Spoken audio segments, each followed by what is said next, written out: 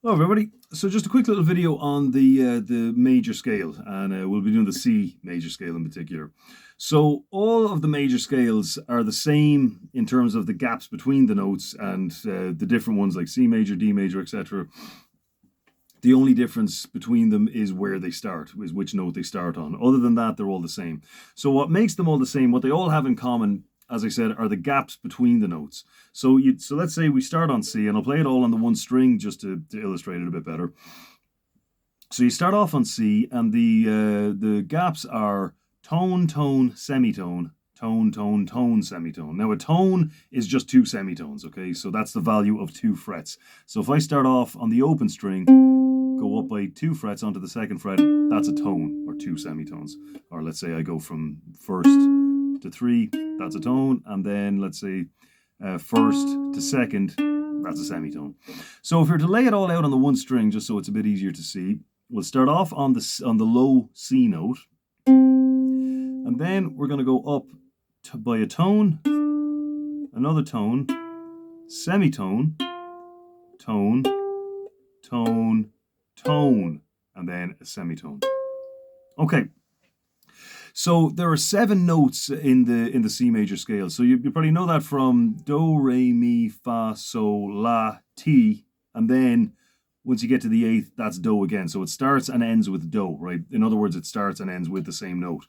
So you've got 8 there. So there's really only 7 notes, 7 unique notes. So that's why the distance between one C note, and if we go up 12 frets from that, but obviously we skip some, we're at the 8th note of the scale. So the distance between here, this C note, and this C note, this is the 12th fret, by the way, is called an octave. Even though there are actually 12 notes between them, we don't use all of those notes in the major scale. We only use 7 of them. So once you get to the 8th, it cycles back around again, and you're essentially back where you started, only higher. Okay.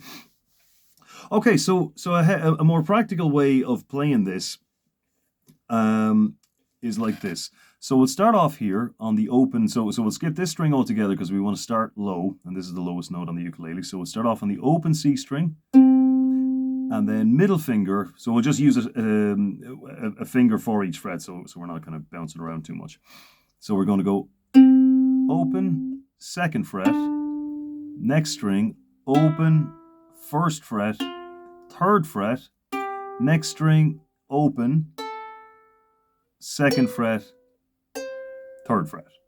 So again, that's open C string, second fret, open E string, then first fret, then second fret, open A string, then second fret, third fret.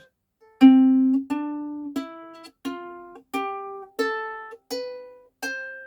then of course we can go back down. Now, in terms of how you would actually play this, ideally, the easiest way to do it from the get-go would be with a pleck. Now, I know most of you don't use plecks, but the pleck just gives you a very easy kind of way of going down and up. So you're not going down on the string and having to bring it back to the top and go down again, which doubles the amount of movement you're going to do. So if we were to do it with a pleck, it would look like this. Down, up, down, up, down, up, down, up. Or you could go down, up, down, up, down, down, up, down. So it makes sense to go down on this note, and then the next note is on the next string below, so it actually makes sense to go down and then down again. If you're not using a pleck, probably the easiest way to do this is to just kind of grip it with your fingers under here and just use your thumb going down.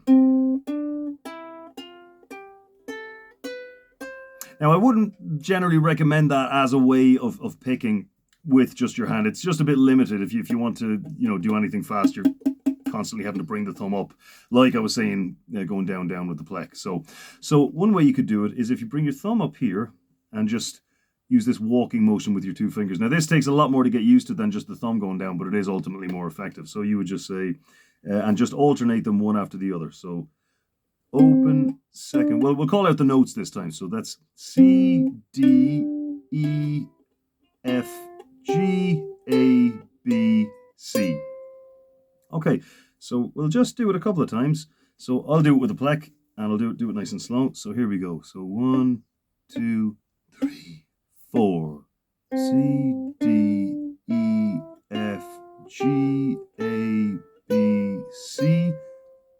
we'll go back down. C, B, A, G, F, E, D, C. So the first thing to do with it, with any scale that you learn, is just go up and down, up and down, up and down on it. Just so you're not having to think too much about where the notes are. So just, and generally when you go up and down in a repeated motion in a scale, you don't repeat the top and the bottom notes. So what I mean by that is you will go up to the top and then straight back down to the note under the eighth. And then straight back up again.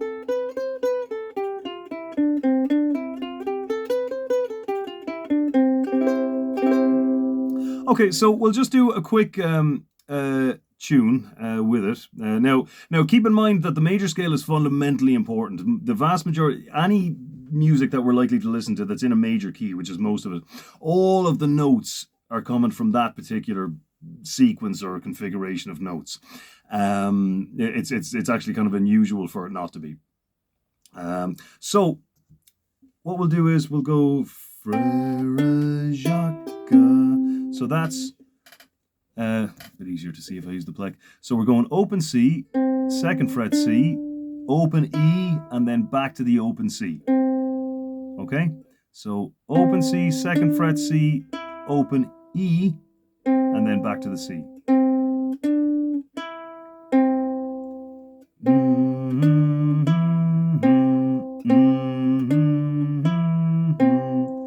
Okay, and then we're starting on the E string. Do, me, vu, do, me, vu. So that's just open, 1st fret, 3rd fret on the E string. Hit that twice. And then we'll stay here for the last line.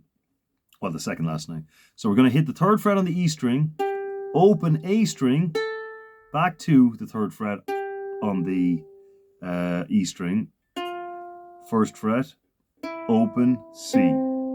So that's the Semalatina. So we're going to go.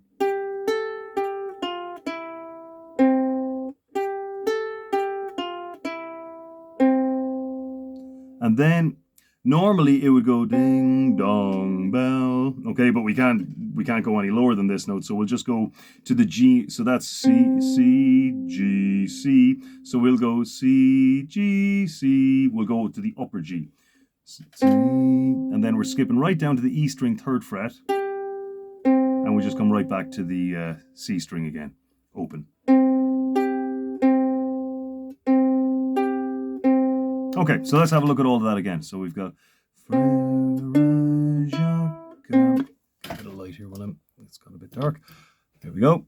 Okay, so we've got Frere Jacques, Frere Jacques, E string, do,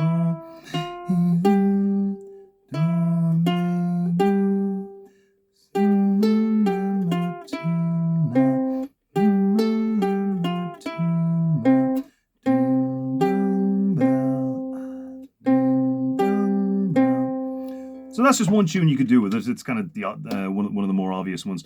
The main thing for now is just to get used to the scale all the way up. You know, just pick which way you're going to pick it, and you can do the downward thumb thing. As I said, it is a bit of a limited technique for playing melodies, but you know, for something simple like this, it does work. So you can use the pleck.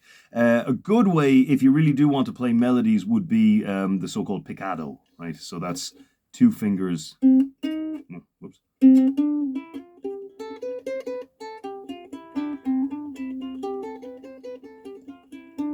So it's much more effective, obviously, because you got 2 instead of 1. So up and down on the scale, and see how you get on with it. And then we'll talk about how you can get the other ones. You know, D major, G major, and all that. But we'll stick with the C for now. Okay, see how you get on with that.